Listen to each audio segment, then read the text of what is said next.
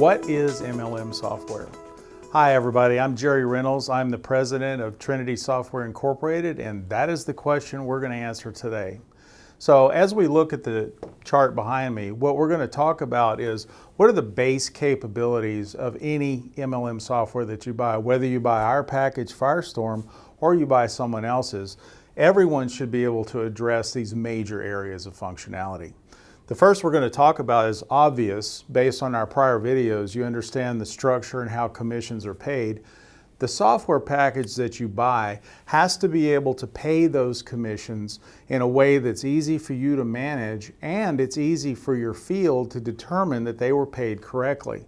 So transparency in the way that the system pays, i.e. the detail that's on their commission check, is really important.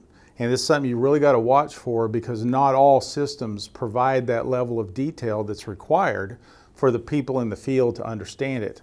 It will save you a lot of customer service phone calls and a lot of upset people in the field if they can read their commission check and understand how they got paid. That data should also be available in their back office that we'll talk about in just a second.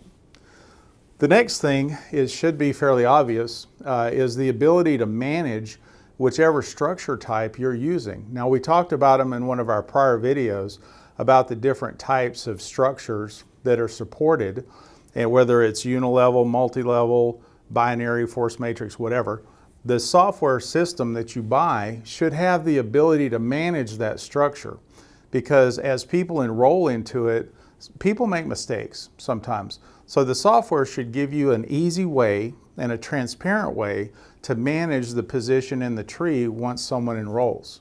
If they made a mistake, they can call your customer service department and request to move. And if the software allows it, it's a fairly simple process to do.